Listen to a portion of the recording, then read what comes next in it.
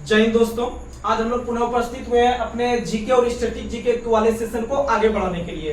तो आप लोग जिस तरह से हमारे वीडियो को उस तरह से देखने का जो है कि काम कर रहे हैं और इतना जो प्यार दे रहे हैं, इसके लिए जो है कि हम बहुत ही आपका जो है कि आपसे बहुत ही आशा यह रख रहे हैं कि आप जो हमारा इतना वीडियो देखते हैं, इतना प्यार देते हैं, बस हम ये आपसे यही आशा रखेंगे कि बस आप एक जॉब ले लीजिए। और जॉब तभी आप ले पाइएगा जब आप हर एक चीज को बारीकी से समझने का प्रयास कीजिएगा और एग्जाम के दृष्टिकोण से या सिलेबस के दृष्टिकोण से आप किसी भी चीज को पढ़ने का या टैकल करने का प्रयास कीजिएगा। जैसे बिहार एसएससी जो एग्जाम होगा या बिहार एसएससी एग्जाम अधिकतर लूसेंट और स्पीडी को फॉलो करता है और जो है कि आपको अगर मेरिट तक जाना है तो 2-4 क्वेश्चन एक्स्ट्रा आपको बनाना पड़ेगा, तो आराम से आपका सिलेक्शन हो जाएगा।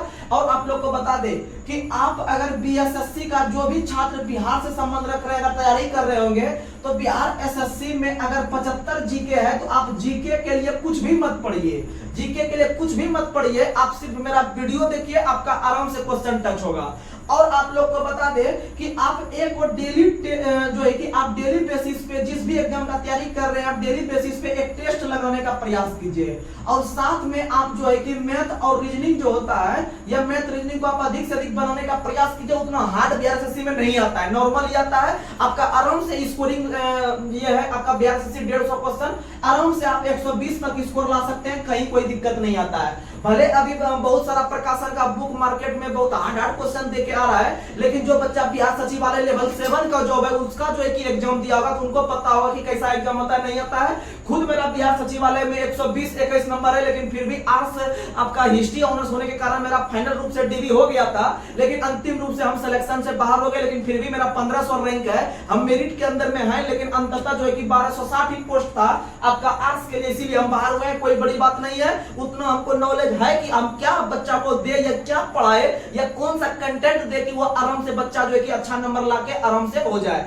और जो भी छात्र को थोड़ा सा डर लग रहा है कि मेरा 2-4 नंबर अगर कम आ रहा है, तो वह आसानी से जो है कि आप लोग जो है कि टाइपिंग मारने का भी अभी से थोड़ा बहुत प्रयास कीजिए, क्योंकि टाइपिंग में लगभग आपका 5 से 10 क्वेश्चन जो रहता है, अगर आपका 5 से 7 नंबर कम भी है तो आप आराम से जो है कि आपका टाइपिंग पोस्ट के लिए आपको बुला लेगा और टाइपिंग जब मार दीजिएगा तो आपका अंतिम रूप से सिलेक्शन हो जाएगा। तो चलिए बिना कोई देरी के हुए अपने सेशन को हम शुरू कर रहे हैं।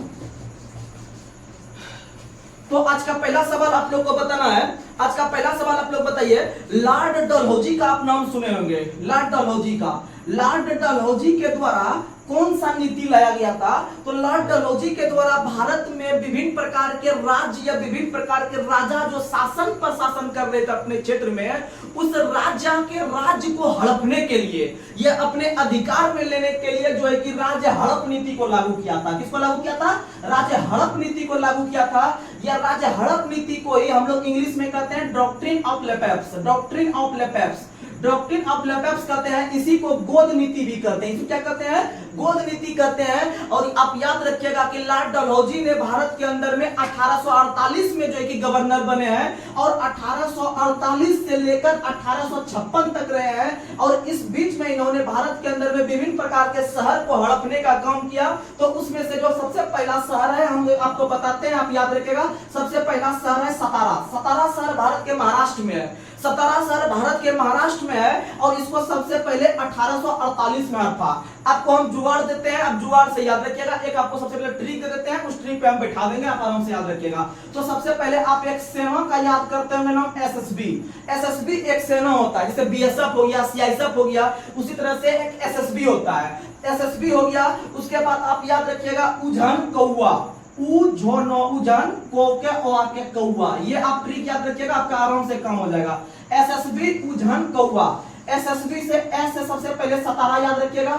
उसके बाद एस से फिर आप दूसरा जो है एसएससी से एस से दूसरा संबलपुर याद रखिएगा। क्या याद रखिएगा? संबलपुर। और बी से याद रख लीजिएगा आप लोग क्या, तो याद रखिएगा बी से जो होता है वह आपका बघाट होता है। कौन सा होता है? बघाट। वहीं ऊ से हो गया उदयपुर, ऊ से हो गया उदयपुर। और झ से हो गया झांसी, झ से क्या हो गया? झांसी। और नो से हो गया नागपुर, नो से क्या हो गया नागपुर, और को से हो गया करौली, को से हो गया करौली, और आ से क्या हो गया अवध। आप लोग को पता होगा कि सबसे लास्ट में आके अवध को हड़प आता, किसको हड़प आता? अवध को। और अवध जो है वह वर्तमान में हम लोग उसको लखनऊ के नाम से जानते हैं। किस नाम से? लखनऊ। और जानते हैं अच्छा स्टूडेंट इसको रट लेता है कि सतारा को ये वाला याद रहता है, सतारा याद रहता है, अवध याद रहता है, लेकिन उसको अगर 20 से अगर कोई क्वेश्चन उठा के पूछेगा तो वो शायद फंस जाता है। और अच्छा स्टूडेंट फंसता है, क्योंकि हमको भी पता है कि हम भी फंसते थे, लेकिन हम इसको जुगाड़ को ढूंढे तो हमारा आराम से काम निकल गया। तो देखिएगा, याद रखिएगा, एसएसबी उजन कौवा, एसएसबी उजन कौवा। तो आपको यहाँ से ईस्वी सेट करना है, और ये जो हड़प्पा है 1848 से लेकर 56 तक कवर करेगा। कहां तक कवर करेगा?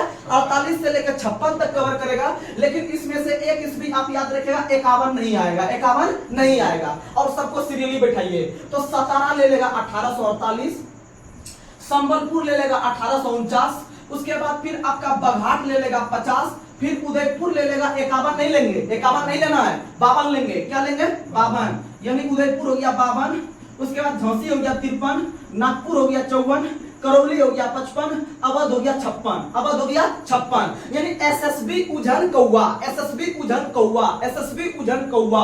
आप याद रख लीजिएगा, काम बन जाएगा।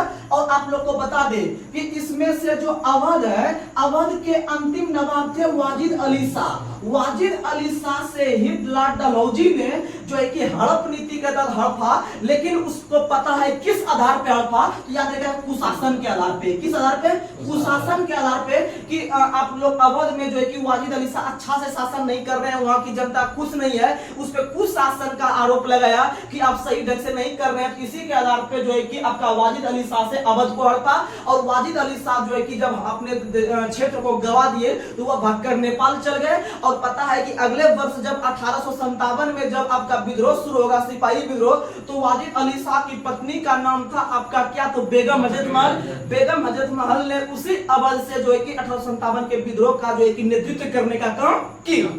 उसके बाद जब वह भी हार गई तो वह भी हार कर नेपाल चल गई। कहां चल गई? नेपाल चल गई, नेपाल चल गई, यानी गई यात्रा महोत्सव नेपाल, गई यात्रा महोत्सव नेपाल। लेकिन आपको एक इंटरेस्टिंग सवाल बताते हैं, अक्सर एग्जाम में पूछ लिया जाता है, अक्सर सिंपली नहीं, हाई लेवल के एग्जाम में। यह जो करौली क्षेत्र है, यह जो करौली क्षेत्र है, यह भी आपका हड़पा था डलहौजी ने, लेकिन वहां के ब्रिटेन के राजा महाराजा ने करौली को नहीं स्वीकार किया।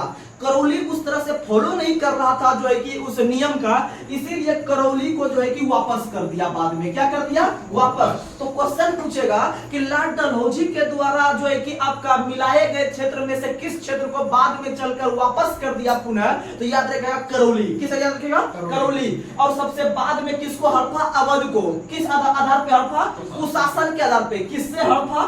तो वाजिद अली शाह से, वाजिद अली शाह से। वहीं अगर बात करेगा कि ये क्वेश्चन बहुत फेमस है, रेलवे के एग्जाम पूछता है कि आपका जो है कि राज्य हड़प नीति के तहत हड़पा गया पहला शहर सतारा, पहला शहर सतारा। आप याद रखने का प्रयास कीजिएगा। चलिए हम लोग धीरे धीरे आगे बढ़ते हैं, तो आप लोग ध्यान से सुनने का प्रयास कीजिएगा। अगला क्वेश्चन, अगला क्वेश्चन आप लोग को बताना है, हीराकुंड परियोजना किस नदी पर है? महानदी। हीराकुंड परियोजना। अब परियोजना का बात कर रहे हैं, धड़ा समझने का प्रयास कीजिएगा। परियोजना आप लोग को बता दें, भारत आजाद हुआ है 1947 में, अर्थात भारत एक संप्रभुत्व राज्य बना है 1947 में, 15 अगस्त के दिन। तो भारत एक संप्रभुत्व 1947 में बना, और जस्ट 1948 के अंदर में भारत के अंदर में पहला नदी घाटी परियोजना का नाम क्या है? दामोदर, दामोदर नदी घाटी परियोजना। दामोदर नदी घाटी परियोजना भारत के अंदर में आजादी के बाद बनने वाला सबसे पहला परियोजना है। बहुत ही इंपॉर्टेंट क्वेश्चन है। और दामोदर नदी को जैविक नदी के नाम से जानते हैं, और दामोदर जो है वह हुगली की सहायक नदी है, हुगली की सहायक नदी है दामोदर। और दामोदर नदी को जैविक मरुस्थल के नाम से भी जानते हैं, आप लोग याद रखिएगा।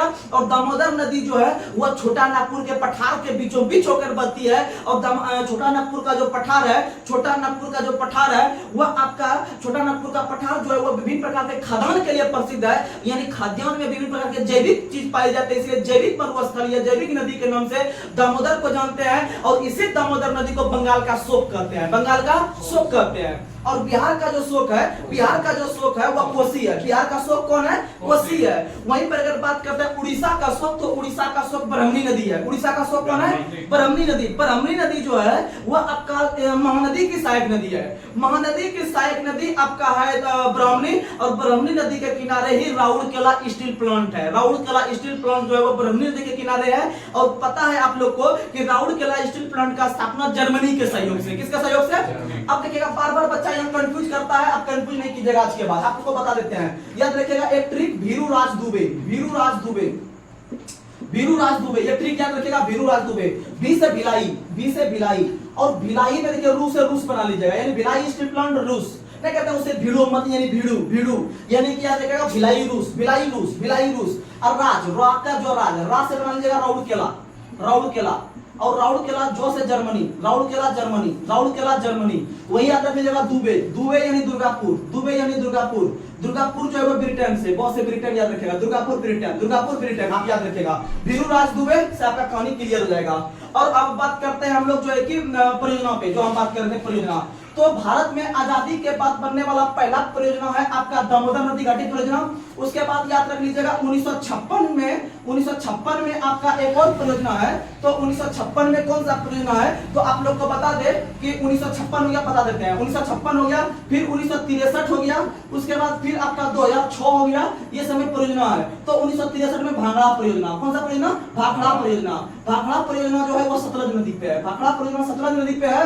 वहीं अगर बात करें 2006 में, तो 2006 में टिहरी परियोजना, टिहरी परियोजना जो है वह भागीरथी और भिलंगना पे है।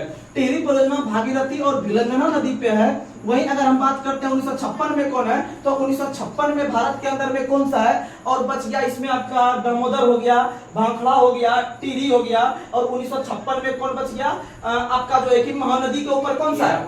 हीराकुंड। महानदी के ऊपर कौन सा है? हीराकुंड। हाँ, जो है कि हीराकुंड परियोजना, हीराकुंड परियोजना जो है वह महानदी पे है उड़ीसा में। तो ये आप 4 परियोजना याद रखिएगा, इसका ईस्वी, और सबसे इंपॉर्टेंट इसमें से ये है और ये है, एक नंबर पूछेगा ही पूछेगा, याद रखिएगा। ये हो गया आपका दामोदर। और भारत के अंदर में सभी प्रकार के नदी पर जो बांध बनाया जाता है, उस बांध को भारत के मंदिरों की संज्ञा देने वाले व्यक्ति थे जवाहरलाल नेहरू। कौन थे? जवाहरलाल नेहरू। और जवाहरलाल नेहरू ने आपका डिस्कवरी ऑफ इंडिया पुस्तक का लेखक, ग्लिम्पसेस ऑफ वर्ल्ड हिस्ट्री पुस्तक के लेखक। तो ये सब आप क्वेश्चन याद रखिएगा। अगला क्वेश्चन आप लोग को बताना है कि डलहौजी झील किस देश में है? तो डलहौजी झील फ्लोरिडा में है, डलहौजी झील फ्लोरिडा में है, डलहौजी झील फ्लोरिडा में है। बैकाल झील रूस में है, बैकाल झील कहां में है? रूस में। डल झील हो गया, बुलर झील हो गया, ये सब जम्मू कश्मीर में है। ये सब कहां में है? जम्मू कश्मीर में। अगर पुलिकट झील का बात करें, पुलिकट झील आपका आंध्र प्रदेश तमिलनाडु के बॉर्डर पर है। अगर बात करते हैं हम लोग कि भारत के अंदर में आपका, भारत के अंदर में पूर्वोत्तर में सबसे मीठे पानी की झील कौन सी है? लोकटक झील। कौन सी झील है? लोकटक झील मणिपुर में है। और मणिपुर जो आपका जो लोकटक झील मणिपुर में है, वह मणिपुर के अंदर में जो लोकटक झील जो है उसके अंदर में विश्व का एकमात्र तैरता हुआ पार्क है, जिसका नाम है किबुल लामजाओ पार्क। कौन सा पार्क है? किबुल लामजाओ पार्क। और याद रखिएगा इन्हें 1976 में यूनेस्को की सूची में शामिल किया गया था और राष्ट्रीय धरोहर के रूप में। और बात करते हैं अगर कि अनुपम झील किस राज्य में है, तो अनुपम झील बिहार के कैमूर जिले में है, बिहार के कैमूर जिले में है। अगर बात करते हैं हम लोग भोजताल झील किस राज्य में है, तो भोजताल झील भोपाल में है। भोजताल झील कहां है? भोपाल में। अगर हम बात करते हैं झील का, तो भैया आप बता दीजिए झील का अध्ययन क्या होता है? लिम्नोलॉजी। झील का अध्ययन लिम्नोलॉजी, झील का अध्ययन लिम्नोलॉजी। अगर हम बात करते हैं कि भारत विश्व का सबसे गहरा झील कौन सा है, तो विश्व का सबसे गहरा झील बैकाल झील। कौन सा झील है? बैकाल झील। अगर बात करते हैं आपका चिल्का झील उड़ीसा में, चिल्का झील उड़ीसा में। सांभर झील राजस्थान में, सांभर झील राजस्थान में। एक है सुखना झील, बहुत फेमस है, सुखना झील चंडीगढ़, सुखना झील चंडीगढ़, सुखना झील चंडीगढ़। वहीं अगर हम बात करते हैं कि भारत के अंदर में अगर हम बात करते हैं एक और झील आपका जो है कि रूपकुंड झील, रूपकुंड झील। याद रखिएगा रूपकुंड झील जो है वह उत्तराखंड में है, रूपकुंड झील उत्तराखंड में है। और इसी रूपकुंड झील को रहस्यमयी झील के नाम से भी जानते हैं, रहस्यमयी झील के नाम से जानते हैं क्योंकि हर एक साल उस झील का पानी जम जाता है। क्या हो जाता है? जम जाता है। यानी एक प्रकार से रहस्यमय वाली बात है, इसीलिए रहस्यमय झील के नाम से रूपकुंड झील को जानते हैं। किस झील को? रूपकुंड झील को जानते हैं। आप याद रखिएगा। आगे बढ़ते हैं। अगला क्वेश्चन आप लोग को बताना है, नर्मदा नदी का अधिकांश भाग मध्य प्रदेश में बहती है। कहां बहती है?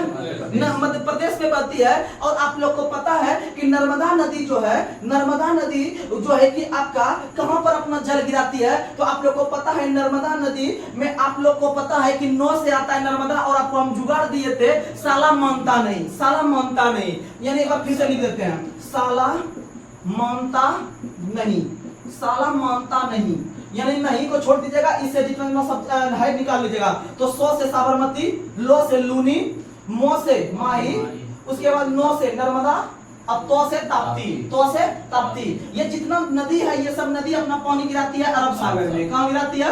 अरब सागर में, अर्थात पश्चिम की ओर बहती है। किस ओर बहती है? और जितने भी नदी पश्चिम की ओर बहती है वह आपका एस्चुअरी का निर्माण करती है। किसकी निर्माण करती है? एस्चुअरी का निर्माण करती है, या इसी को कहते हैं भ्रंश घाटी। क्या कहते हैं? भ्रंश घाटी। और भारत के अंदर में जो शेष नदियां बची लगभग आपके जो है कि बंगाल की खाड़ी में पानी गिराती है। और बंगाल की खाड़ी में जो प्रमुख नदी में जो गिरती है उसमें से कृष्णा है, उसमें से फिर आपका क्या हो गया, तो उसमें से आपका गोदावरी हो गया, फिर महानदी हो गया, फिर आपका जो है कि भारत के राष्ट्र नदी गंगा जी हो गए। ये सब अपना पानी जो है कि बंगाल की खाड़ी में गिराते हैं, आप याद रखिएगा। और जो नदी बंगाल के खाड़ी में जो गिरती है इसका मतलब वो पूरब दिशा में बहती है। किस दिशा में बहती है? और जो नदी पूरब की ओर बहती है वह डेल्टा का निर्माण करती है। किसकी निर्माण करती है?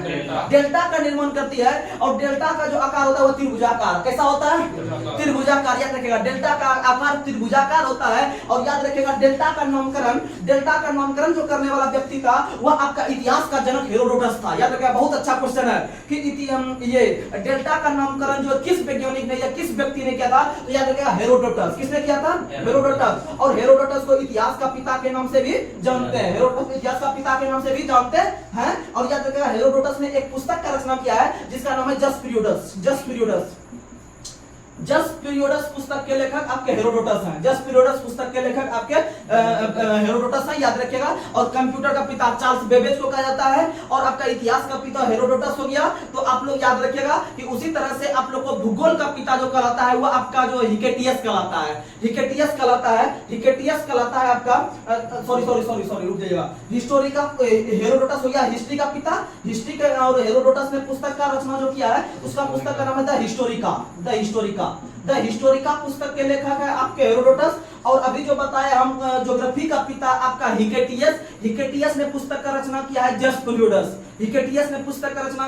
पीरियोडस। याद रखिएगा, वो ये आपका ज्योग्राफी का पिता है। चलिए आगे बढ़ते हैं। अगला क्वेश्चन आप लोग को बताना है कि चंद्रमा पर उतरने वाला पहला मानव कौन था? तो चंद्रमा पर उतरने वाला पहला मानव नील आर्मस्ट्रांग था जो 1969 में उतरा था। कब उतरा था? 1969 में उतरा था, याद रखिएगा। और आप लोग को बता दे ये हो गया चंद्रमा पे।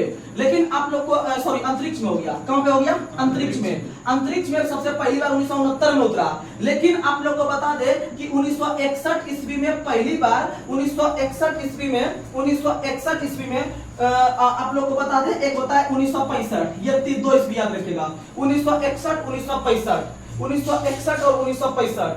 तो 1969 में पहली बार 1969 में याद रखिएगा 1969 में पहली बार आपका नील आर्मस्ट्रांग 1969 में पहली बार नील आर्मस्ट्रांग जो है कि उतरे थे आपके जो है कि चंद्रमा पे। कहां पे उतरे थे? चंद्रमा पे। वहीं 1961 में आपका वोस्टॉक फर्स्ट से आपका जो है कि एक व्यक्ति गए थे आपके अंतरिक्ष में। कहां में गए थे? अंतरिक्ष में, जिसका नाम था यूरी गागरिन। क्या नाम था? Yuri Gagarin. वही जो है कि 1965 में 1965 या 66 आप लोग देख लीजिएगा, तो 1965 ही होना चाहिए। तो 1965 में पहली महिला गई है अंतरिक्ष में जिसका नाम है वेलेंटिना तेरेस्कोवा। क्या नाम है? वेलेंटिना तेरेस्कोवा, याद रखिएगा। और यह गई थी वोस्टॉक 6 से। बहुत अच्छा क्वेश्चन है, याद रखिएगा। वोस्टॉक फर्स्ट से पहला पुरुष गए हैं 1961 में गए हैं यूरी गागरिन के रूप में। और पहली महिला वोस्टॉक 6 से गई है 1965 में गई है और उसका नाम है वेलेंटिना तेरेस्कोवा। क्या नाम है? Valentina Tereshkova. लेकिन आपका जो 1969 में गया था नील आर्मस्ट्रांग कहां पर गए थे? चंद्रमा पर। कहां पर गए थे? चंद्रमा पर। और चंद्रमा को हम लोग जीवाश्म ग्रह के नाम से जानते हैं, पृथ्वी को नीला ग्रह के नाम से जानते हैं। और चंद्रमा एकमात्र उपग्रह है पृथ्वी का। किसका है? पृथ्वी का। और आप लोग को पता है कि चंद्रमा का द्रव्यमान पृथ्वी के जो है कि द्रव्यमान का 1/6 है, या फिर जी के मान से भी 1/6 है। क्योंकि आप लोग को पता है कि पृथ्वी का जो है कि जी जो होता है वह चंद्रमा के जी का कितना होता है? 1/6। यानी 1 हो गया आपका चंद्रमा का, 1 हो गया चंद्रमा का। और 6 हो गया पृथ्वी का, याद रखेगा 6 हो गया पृथ्वी का। यानी कि जहां पर ये जी से तुलना कर रहे हैं इसका मतलब डब्ल्यू के अनुसार भी यही होगा, यानी भार के अनुसार भी यही होगा, क्योंकि आप लोग को पता है डब्ल्यू बराबर होता है mg, डब्ल्यू बराबर mg, यानी जी का मान बढ़ेगा तो डब्ल्यू का मान भी बढ़ेगा, जी का मान बढ़ेगा डब्ल्यू का मान बढ़ेगा, और जब डब्ल्यू जी का मान घटेगा तो डब्ल्यू का मान भी क्या होगा, घटेगा। यानी कि भार जो निश्चित होता है वो जी के अनुसार, किसके अनुसार, जी के अनुसार आप लोग याद रखने का प्रयास कीजिएगा। वहीं अगर हम पलायन वेग का बात करें, वहीं अगर हम पलायन वेग का बात करें तो पलायन वेग आप लोग को हम 3 को बार बार बताते हैं, एक सूर्य का बताते हैं, एक पृथ्वी का बताते हैं, एक चंद्रमा का बताते हैं। तो आप लोग को बताते हैं ये तीनों, तो सूर्य ये तीनों में आप लोग को जुगाड़ देते हैं। ये तीनों में सबसे बड़ा कौन है, सूर्य के बाद कौन है, पृथ्वी, पृथ्वी के बाद कौन है, चंद्रमा। तो आप लोग इसी तरह डिजिट याद रखिएगा, सूर्य के लिए 42 होता है, पृथ्वी के लिए 11.2 होता है, चंद्रमा के लिए 2.37 ये हो गया पलायन वेग का मान, पलायन वेग का मान याद रखिएगा। आगे बढ़ते हैं। अगला क्वेश्चन आप लोग को बताना है, इंडिया विंस फ्रीडम पुस्तक के लेखक मौलाना अबुल कलाम आजाद, मौलाना अबुल कलाम। लेकिन आपका अग्नि की उड़ान पुस्तक के लेखक doctor APJ Abdul Kalam. Doctor APJ Abdul Kalam Bharat के 11वें नंबर के राष्ट्रपति बने हैं, और उसका संबंध कहीं भी पहले राजनीति से नहीं था, उसका संबंध वैज्ञानिक से था, यानी साइंटिस्ट थे। तो इसीलिए याद रखिएगा भारत के पहले वैज्ञानिक राष्ट्रपति जो बने हैं वो आपके कौन बने हैं, तो याद रखिएगा वो आपके डॉक्टर एपीजे अब्दुल कलाम बने हैं। लेकिन भारत के पहले दार्शनिक राष्ट्रपति बने हैं आपके सर्वपल्ली राधाकृष्णन, याद रखिएगा सर्वपल्ली राधाकृष्णन। वो जो एक दार्शनिक थे और वो सबसे पहले रूस में जाके एक राजदूत के रूप में काम कर रहे थे, और सर्वपल्ली राधाकृष्णन के द्वारा याद रखिएगा 2 पुस्तक बहुत फेमस है। एक पुस्तक का नाम है इंडियन फिलोसफी और इंडियन फिलोसफी हो गया पहला पुस्तक, और इसका दूसरा पुस्तक का नाम याद रखिएगा द हिंदू व्यू ऑफ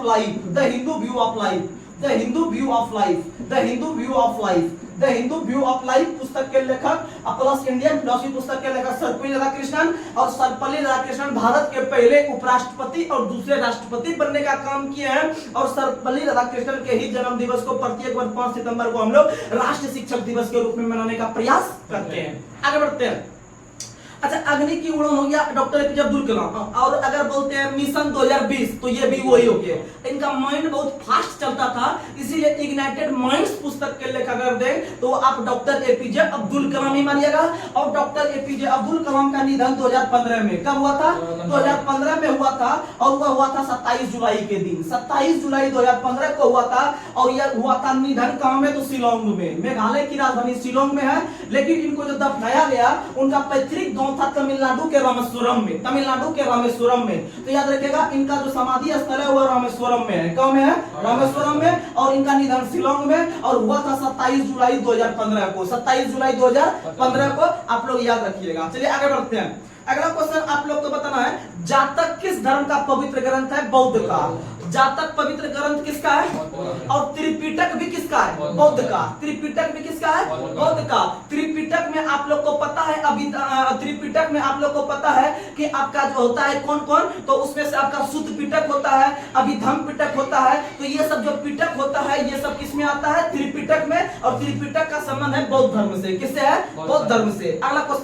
अगला क्वेश्चन आप लोग को बताना है कि वॉशिंग सोडा को हम लोग किस रूप में जानते हैं, सोडियम कार्बोनेट। और आप लोग को बता दे वॉशिंग सोडा जो होता है इसको हम लोग धोने वाला सोडा भी कहते हैं, और इसका सूत्र होता है Na2CO3 × 10H2O। एक होता है कास्टिक सोडा में देखिए कास्टिक में 4 अक्षर आता है, इसलिए 4 को याद रखिएगा NaOH, यानी कि सोडियम हाइड्रोक्साइड NaOH। और सोडियम कार्बोनेट जो हो गया वो वॉशिंग सोडा, इसी को धोने वाला सोडा के नाम से भी जानते हैं। आगे अगला क्वेश्चन बताना है, पृथ्वी अपने अक्ष पर किस दिशा से किस दिशा की ओर चलती है। तो आप लोग को जुगाड़ देते हैं, यहाँ पर समझिएगा, आप लोग को जुगाड़ देते हैं, आप लोग आराम से समझिएगा।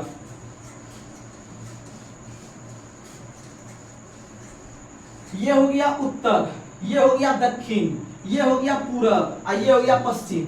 इससे आप लोग जो कि जानते होंगे, रीजनिंग भी पढ़ते होंगे।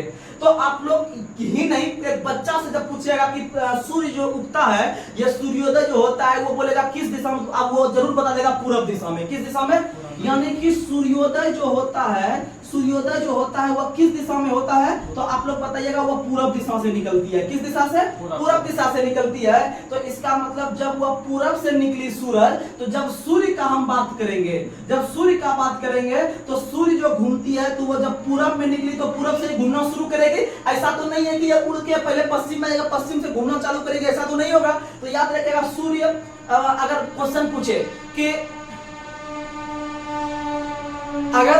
पूछे कि सूर्य जो निकलती है किस दिशा में, तो बताइएगा पूरब में। लेकिन अगर क्वेश्चन पूछे कि सूर्य जो घूमती है किस दिशा में, तो वह आपको लॉजिक लगाना, अच्छा निकला है पूरब से तो घूमना भी चालू करेगा पूरब से। तो याद रखिएगा कि सूर्य घूमना चालू करेगा पूरब से पश्चिम की ओर, पूरब से पश्चिम की ओर, यानी सूर्य घूम रहा है पूरब से पश्चिम की ओर। तो याद रखिएगा कि तो इसी का विपरीत घूमता है पृथ्वी, सूर्य के विपरीत घूमता है पृथ्वी। तो आप लोग पृथ्वी को घुमा दीजिएगा पश्चिम से पूरब। क्या घुमा दीजिएगा? पश्चिम से पूरब। बहुत बच्चा कंफ्यूज करता है, आपको लगता होगा कि ये हम तो मार देंगे एग्जाम में, लेकिन जो नए छात्र होंगे उन्हीं को लग रहा होगा मार देंगे, जो थोड़ा मेच्योर होइएगा उनको लग रहा हाँ यार ये सही बात बता रहा है, ये से हम कंफ्यूज करते थे। हकीकत बात बताते हैं, क्योंकि आपका लड़का का सुनते होंगे, जो ये बच्चा एग्जाम देके निकलता होगा सुनते हैं अरे यार इजी क्वेश्चन गलती मार दिया यार, ये वाला इजी क्वेश्चन, यार इजी क्वेश्चन पे कंट्रोल करो तो सबसे अच्छा से, तो फिर रिजल्ट आराम से हो जाएगा। तो क्यों मतलब, और याद रखिएगा हकीकत यही है कि जो बच्चा इजी क्वेश्चन अगर एग्जाम में अच्छा से बना लेगा तो समझ लीजिए उसका रिजल्ट कहीं नहीं रुकेगा। यह जो है कि हकीकत है। तो आप लोग याद रख लीजिएगा, सूर्य पूरब से पश्चिम, पृथ्वी जो है कि पश्चिम से पूरब। कंफर्म हो गए? चलिए अब आगे बढ़ते हैं। अगला क्वेश्चन आप लोग, और सबसे पहले जब मान लीजिए कि जब सूर्य पूरब में निकला तो आप लोग को पता है कि सबसे पूर्वी राज्य अरुणाचल प्रदेश है। कौन सा है? अरुणाचल प्रदेश है। और सबसे पश्चिमी राज्य गुजरात है। सबसे पश्चिमी राज्य कौन है? गुजरात। तो आप याद रखिएगा कि सूर्य की किरण सबसे पहले किस राज्य में? और सबसे बाद में किस राज्य में? गुजरात। अर्थात सूर्योदय सबसे पहले अरुणाचल प्रदेश में और सबसे बाद में जो सूर्योदय होता है गुजरात में। यानी सबसे बाद में जो रोशनी पहुंचती है सुबह सुबह वाला विटामिन डी वाला, वो सबसे लास्ट में गुजरात में पहुंचता है। कम पहुंचता है? गुजरात में। अच्छा, गुजरात सोचा अच्छा विटामिन डी तो तुम ले लिया, लेकिन अंधेरा तुम्हारे यहाँ हम सबसे पहले कर देंगे। यानी कहने का मतलब है कि जब सूर्य डूबता है तो वह पश्चिम दिशा में डूबता है, लेकिन आप लोग को पता है कि सबसे पश्चिमी राज्य गुजरात है। कौन सा राज्य है? गुजरात। तो इसका मतलब है कि गुजरात जब सबसे पश्चिम का राज्य है और सबसे लास्ट में आपका पश्चिम दिशा में सूर्य जाके अस्त होती है, तो यहाँ पर जो है कि रोशनी जो है कि सबसे लास्ट तक चलते रहेगा, नहीं चलेगा, सबसे लास्ट तक चलते रहेगा। तो उसी तरह से क्वेश्चन याद रखिएगा कि सबसे अंतिम में जो सूर्यास्त होता है गुजरात में, सबसे अंतिम में सूर्यास्त कहाँ में होता है? गुजरात में। लेकिन सबसे पहले तब सूर्यास्त कहाँ होता होगा? अरुणाचल प्रदेश। कहाँ होता होगा? अरुणाचल। तो आप आराम से याद कर सकते हैं, यानी आंध्र प्रदेश जो है कि सूर्य का विटामिन डी का मजा लिया सबसे पहले, और गुजरात बेचारा सबसे लास्ट में बचा खुचा वाला मजा लिया। लेकिन ये बोला तुम्हारा हम बदला लेंगे, जल्दी हम अंधेरा करवा देंगे तुम्हारे यहाँ। यानी जो सबसे पहले सूर्य का रोशनी सुबह सुबह लेता है उसको यहाँ सबसे लास्ट में सबसे पहले ही रोशनी खत्म हो जाता है शाम के मौसम में। समझ में आया? यानी गुजरात में जो है कि इस तरह से जो है कि बहुत लेट से यहाँ पर जो है कि सूर्यास्त होता है। तो इसको और हम डीप करने का प्रयास करते हैं। तो आप लोग को पता है कि भारत का जो सबसे पूर्वी हिस्सा है और भारत का जो सबसे पश्चिमी हिस्सा है, इसमें लगभग 30 डिग्री देशांतर का अंतर है। कितना डिग्री का? 30 डिग्री का। क्योंकि आप लोग को पता होगा कि इधर आपका जो है कि 67 डिग्री से लेकर 97 डिग्री तक चलता है, तो ये लगभग 30 डिग्री का अंतर है। कितना डिग्री देशांतर का? 30 डिग्री देशांतर का अंतर है। और आप लोग पढ़ते होंगे, रटते होंगे कि भारत ही नहीं पूरे विश्व में जो हम लोग समय ज्ञात करते हैं वो देशांतर से ज्ञात करते हैं। किससे ज्ञात करते हैं? देशांतर से ज्ञात करते हैं समय। और आपको पता है कि 1 डिग्री देशांतर में जो अंतर होता है 4 मिनट का। कितना मिनट का? 4 मिनट का। 1 डिग्री देशांतर में अंतर होता है 4 मिनट का। और ये जो दोनों जो लड़ाई कर रहा है गुजरात और अरुणाचल प्रदेश, उसके बीच में कितना डिग्री का अंतर है? 30 डिग्री देशांतर का। तो बोलिएगा 30 में भैया 4 से गुना कर दीजिए, 120 आ जाएगा। और 120 मिनट का मतलब 2 घंटा। 120 मिनट का मतलब 2 घंटा। तो अगर क्वेश्चन आपसे पूछे कि भारत में सूर्योदय और सूर्यास्त के बीच का अंतर कितना घंटे का, तो आप बताइएगा 2 घंटे का। कितना घंटे का?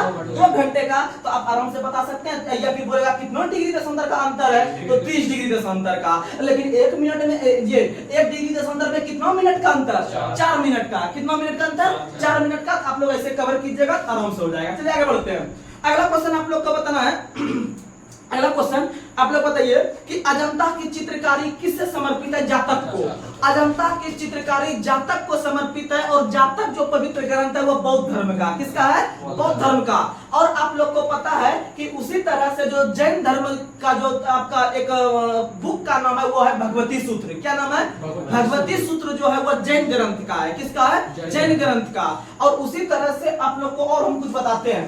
आप लोग महाजनपद का नाम सुनेंगे, माइंड में आ गया बात। महाजनपद, महाजनपद जिस प्रकार से आप देख रहे हैं कि वर्तमान समय में भारत में कुल 28 राज्य है। कितना राज्य है? 28 राज्य है, और अलग अलग राजा वहां पर शासन कर रहे हैं, यानी मुख्यमंत्री शासन कर रहे हैं। तो उसी तरह से जब प्राचीन भारत का इतिहास देखते हैं, तो प्राचीन भारत का इतिहास भी एक प्रकार से महाजनपद में, यानी जो अभी राज्य देख रहे हैं वो पहले महाजनपद के रूप में हुआ करता था। और धीरे धीरे जब दिन डेवलप हुआ तो इसी का नाम परिवर्तित करके आप लोगों को पता है प्रांत रख दिया गया। क्या रख दिया गया? प्रांत रखा, देशी रियासत रखा, राज्य रखे, केंद्र शासित प्रदेश रखे, यानी कि समय के अनुसार हम लोग नाम उसका रखते चल गए। लेकिन पहले हम लोग कहते थे महाजनपद। क्या देते थे? महाजनपद। और महाजनपद की संख्या उस समय 16 हुआ करती थी। कितनी हुआ करती थी? 16 महाजनपद हुआ करती थी। और 16 महाजनपद जो थे उसमें से हम लोग को पता है कि बिहार के अंदर में एक अंग है। कौन सा है? अंग महाजनपद। और अंग महाजनपद की राजधानी चंपा है। क्या है? चंपा। और उसी तरह से आप लोग के पास विभिन्न प्रकार के महाजनपद मिलेगा। और इस महाजनपद की राजधानी, इस महाजनपद के बारे में जो है कि 2 पुस्तक जानकारी प्राप्त करवाता है। और 2 पुस्तक में से एक है आपका बौद्ध ग्रंथ, बौद्ध ग्रंथ जिसका नाम है अंगुत्तर निकाय। बौद्ध ग्रंथ जिसका नाम है अंगुत्तर निकाय। बौद्ध ग्रंथ का नाम है अंगुत्तर निकाय। और एक है जैन ग्रंथ। जैन ग्रंथ का नाम है आपका भगवती सूत्र। क्या नाम है? भगवती सूत्र। भगवती सूत्र और अंगुत्तर निकाय, ये दोनों में महाजनपद का उल्लेख है। किसका उल्लेख है? तो आज के बाद अगर आपसे क्वेश्चन पूछे कि कौन से आपका उपन्यास या कौन से पुस्तक में महाजनपद के बारे में जानकारी मिलती है, तो पहला ऑप्शन दे देगा आपको अंगुत्तर निकाय, दूसरा देगा भगवती सूत्र, और चौथा देगा A+B। आप दोनों मानिएगा। क्या मानिएगा? दोनों मानिएगा। और महाजनपद की संख्या 16 है। महाजनपद की संख्या कितना है? 16। उसी तरह से आप लोग को पता है चेदी का राजधानी शक्तिमती, अंग का राजधानी चंपा, अस्मक का राजधानी पोटक, अस्मक की राजधानी पोटली, इसी तरह से कुरु की राजधानी इंद्रप्रस्थ। तो ये सब क्वेश्चन आप याद रखेगा। और मत्स्य की राजधानी विराटनगर। तो ये सब हम रटवाएंगे, ये सब हम जो कि अच्छा से याद करवाएंगे। आगे सिलेबस भी आएगा, तो आप टेंशन नहीं लीजिएगा। आगे बढ़ते हैं। अगला क्वेश्चन आप लोग को बताना है। अगला क्वेश्चन आप लोग बताइए कि मध्य प्रदेश में सबसे अधिक अनुसूचित जनजातियां रहती है, लेकिन कौन सी जनजाति? तो भारत के अंदर में हम बात करते हैं, थोड़ा सा समझिएगा, तो समझिएगा। हम बात करते हैं जनजाति का, यानी कि ट्राइब का। ट्राइब का मतलब होता है जनजाति।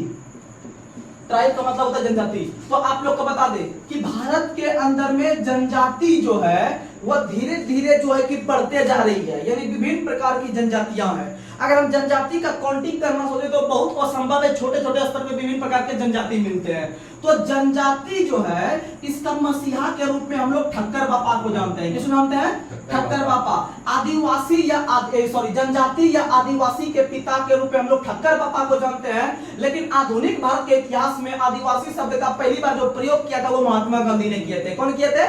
महात्मा गांधी ने किए थे। और आप लोग को पता है कि जनजाति की संख्या जो है कि भारत में सबसे अधिक एमपी में है। सबसे अधिक कहां में है? आप लोग समझिएगा कि भारत के अंदर में आप लोग दिमाग लगाते होंगे, जब जनजाति का नाम लेते होंगे तो आपका मन करता होगा या आप माइंड सोचते होंगे वो सब जो है ना ज्यादा जंगली क्षेत्र में रहता है। ज्यादा जंगली क्षेत्र में रहता है, इसका मतलब जहां पर सबसे अधिक जंगल होगा वहां पर सबसे अधिक जनजाति होगा। सबसे अधिक जनजाति होगा तो इसका मतलब सबसे अधिक जंगल यानी कि सबसे अधिक जो वन है वह एमपी में है। इसीलिए सबसे अधिक जनजाति भी कहां होगा? एमपी में। सबसे अधिक जनजाति भी कहां होगा? एमपी में। यानी कि सबसे अधिक वन का क्षेत्रफल एमपी में है, जनजाति भी सबसे अधिक एमपी में है। उसी प्रकार से देखते हैं कि सबसे अधिक जनजाति प्रतिशत कहां है? सबसे अधिक जनजाति प्रतिशत। तो भारत के अंदर में सबसे अधिक जनजाति अगर हम प्रतिशत के रूप में देखते हैं तो आप वहां पर भी जाइए, आप सबसे अधिक 1% कहां है? तो सबसे अधिक 1% मिजोरम में है। कहां में है?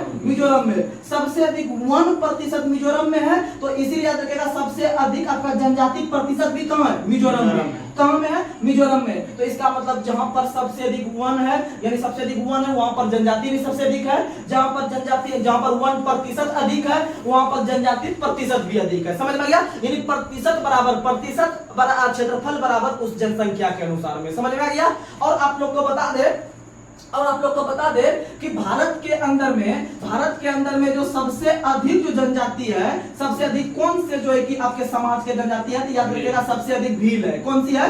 भील है। उसके बाद गोंड है। उसके बाद कौन है? गोंड है। उसके बाद संथाल याद रखिएगा। उसके बाद कौन सा याद रखिएगा? संथाल। लेकिन ये दोनों में भी जो है कि आपका कंफ्यूजन है, संथाल या मीनो में कंफ्यूजन है, लेकिन आप भील और गोंड में कन्फर्म करके चलिएगा, आपका आराम से हो जाएगा। ऐसे जो है कि मीनो तीसरी बड़ी जनजाति बन चुकी है, बनने कगार पे है, लेकिन जो है कि ये संथाल भी टक्कर में है, लेकिन इसको आपका डाटा, और याद रखिएगा जो डाटा कंफ्यूजन में रहता है वो एग्जाम में नहीं पूछा जाता है। जैसे मान लीजिए कि अभी जो है ना 2021 का जनगणना अभी इसका क्लियर डाटा नहीं आया है किसी के पास, भारत सरकार के पास। तो इसका मतलब आपको जब एग्जाम में जनगणना से रिलेटेड पूछेगा 21 नहीं डालेगा, आपको 2011 के अनुसार पूछ लेगा। किसके अनुसार पूछ लेगा? और चले बनेगा तो 2001 भी पूछ सकता है। ऐसा पूछा है। तो आप याद रखिएगा कम से कम 2011 के अनुसार आप याद रखिएगा, कोई दिक्कत नहीं है, आपको 21 नहीं पूछेगा। लेकिन हाँ, जातिगत जनगणना बिहार वाला पूछ लेगा कि जातिगत जनगणना जो हुआ है वो पहला राज्य कौन बना है? बिहार बना है, दूसरा आंध्र प्रदेश बना है। तो इस तरह से क्वेश्चन पूछ सकता है, तो आप लोग याद रखिएगा। तो ये सब क्वेश्चन था, आप लोग याद रखिएगा। चलिए आगे, अगला क्वेश्चन आप लोग को बताना है। अगला क्वेश्चन आप लोग बताइए, असम का पूरा नाम क्या है? कामरूप। असम का पूरा नाम कामरूप है। केरल का पूरा नाम आपका त्रावणकोर है। याद रखिएगा, अच्छा क्वेश्चन है। केरल का पूरा नाम त्रावणकोर है। और त्रावणकोर विद्रोह भी केरल में हुआ था। त्रावणकोर विद्रोह भी कहां हुआ था? केरल में। और मालाबार विद्रोह भी केरल में हुआ था। मालाबार जो विद्रोह है वह मालाबार नाम के तट पर ही हुआ था। मालाबार नाम के तट पे हुआ था, लेकिन मालाबार तट है कहां में? तो केरल में है। कहां में है? केरल में, याद रखिएगा। और कोकण तट जो है वह गोवा में है। कोकण तट कहां में है? गोवा में। अगला क्वेश्चन आप लोग बताइए, मन्नार की खाड़ी कहां है? बंगाल की खाड़ी में। मन्नार की खाड़ी हो गया, पंबन द्वीप हो गया, न्यू मुर द्वीप हो गया, ये तीनों बंगाल के खाड़ी में है। ये तीनों कहां है? बंगाल के खाड़ी में है। वहीं अगर हम बात करते हैं कि भारत के अंदर में जो पंबन द्वीप है वह रामेश्वरम के पास है। किसके पास है? रामेश्वरम के पास है, जहां से कि आपको श्रीलंका जाने का भी रास्ता है। और याद रखिएगा कि आपको जो है कि आपका जो क्या कहते हैं उसको, त्रिभुजाकार कहे या फिर आप क्या कहते हैं उसको, अर्धचंद्राकार का मतलब होता है कि जैसे ये चंद्रमा हो गया, ये चंद्रमा इस तरह से अर्धचंद्राकार हो गया। तो ये जो अर्धचंद्राकार जो समुद्र तट मिलता है वो कन्याकुमारी के पास मिलता है। किसके पास मिलता है? कन्याकुमारी के पास मिलता है। तो आप लोग इस तरह से याद रखने का प्रयास कीजिएगा। चलिए आगे बढ़ते हैं। अगला क्वेश्चन आप लोग को बताना है, पिपली घाट दर्रा भारत के कौन से पर्वत का हिस्सा है? तो पिपली घाट दर्रा जो है वह भारत के अरावली पर्वत का हिस्सा है। किसका हिस्सा है? अरावली पर्वत का हिस्सा है। और आप लोग को पता है भारत के अंदर में सबसे प्राचीन पर्वत अरावली है। और अरावली पर्वत का विस्तार सबसे अधिक राजस्थान में है। कहां में है? राजस्थान में है। और इसका विस्तार हमको दिल्ली में भी देखने के लिए मिलता है। कहां में देखने के लिए? दिल्ली में। क्योंकि आप लोग को पता है कि दिल्ली के अंदर में जो आपका राष्ट्रपति भवन वगैरह या संसद भवन है वो रायसीना हिल पे है। किस पे है? रायसीना हिल पे है। और रायसीना हिल जो हिस्सा है वह आपका जो है कि वह आपका अरावली का हिस्सा है। किसका हिस्सा है? अरावली पर्वत का हिस्सा है। और अरावली पर्वत शिखर की सबसे ऊंची चोटी का नाम है गुरु शिखर। क्या नाम है? गुरु शिखर। अरावली पर्वत चोटी की सबसे ऊंची चोटी है गुरु शिखर। और गुरु शिखर की ऊंचाई है 1722 मीटर। कितना मीटर है? 1722 मीटर। आप याद रखने का प्रयास कीजिएगा। वहीं पर अगर बात करते हैं हम कि सतपुड़ा की पहाड़ी की सबसे ऊंची चोटी का नाम है धूपगिरी। क्या नाम है? धूपगिरी। सतपुड़ा की सबसे ऊंची चोटी का नाम है धूपगिरी। और धूपगिरी की जो ऊंचाई है वह 1350 मीटर है। कितना मीटर है? 1350 मीटर है। आप याद रखिएगा। और भारत के अंदर में आप लोगों को पता है कि दक्षिण भारत की सबसे ऊंची चोटी का नाम है अनायमुदी। दक्षिण भारत की सबसे ऊंची चोटी का नाम है अनायमुदी। और वहीं दक्षिण भारत की दूसरी सबसे ऊंची चोटी का नाम है दोदा बेटा। क्या नाम है? दोदा बेटा। आप लोग को बता दे, दक्षिण भारत की अगर पूछे, दक्षिण भारत प्लस पश्चिमी भारत, दोनों याद रखिएगा। दक्षिणी भारत प्लस पश्चिमी भारत दोनों की जो सबसे ऊंची चोटी का नाम है वह उसका नाम क्या है? याद रखिएगा, अनायमुदी। क्या नाम है? अनायमुदी। दक्षिण भारत की सबसे ऊंची चोटी अनायमुदी। लेकिन दक्षिण भारत की दूसरी सबसे ऊंची चोटी का नाम है आपका दोदा बेटा। क्या नाम है? दोदा बेटा। और दोदा बेटा जो है वो आपका किसकी सबसे ऊंची चोटी है? तो दोदा बेटा जो है वो आपका नीलगिरी पहाड़ी की, नीलगिरी पहाड़ी की सबसे ऊंची चोटी का नाम है दोदा बेटा। और आप लोग को पता है दोदा बेटा की ऊंचाई है 2637 मीटर। दोदा बेटा की ऊंचाई है 2637 मीटर। वहीं अनायमुदी की ऊंचाई है 2697 मीटर। 26 ज्यादा अंतर नहीं है। दोदा बेटा की ऊंचाई 2637 मीटर है और अनायमुदी जो दक्षिण भारत की सबसे ऊंची चोटी है उसका ऊंचाई है 2697 मीटर। और आप लोग को बता दें कि ये जो नीलगिरी की पहाड़ी तमिलनाडु में है, ये नीलगिरी की पहाड़ी पर आपका जो है कि टोडा नाम की जनजाति पाई जाती है। कौन सी नाम की जनजाति?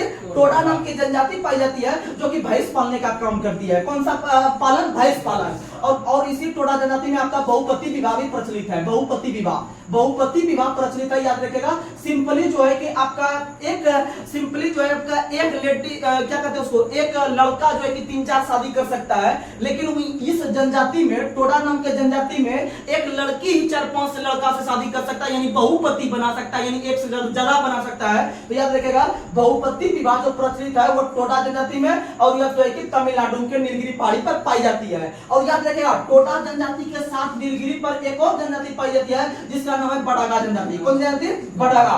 बड़ागा जनजाति भी नीलगिरी पर पाई जाती है, आप याद रखिएगा। और आप लोग को बता दे सेवराई की पहाड़ी हो गया, उसके बाद फिर आपका जो है कि सेवराई की पहाड़ी, उसके बाद जवादी की पहाड़ी। सेवराई की पहाड़ी, जवादी की पहाड़ी, दोनों पहाड़ी तमिलनाडु में ही है। दोनों पहाड़ी कहां है? तमिलनाडु में है। तो चलिए आज के सेशन को हम यहीं पर समाप्त कर रहे हैं। आपको सेशन कैसा लगा आप लोग जरूर फीडबैक के रूप में आप कमेंट बॉक्स में देने का प्रयास कीजिएगा और अधिक से अधिक अपने दोस्तों में जो है कि शेयर करने का प्रयास कीजिएगा। तब तक के लिए जय हिंद, जय भारत।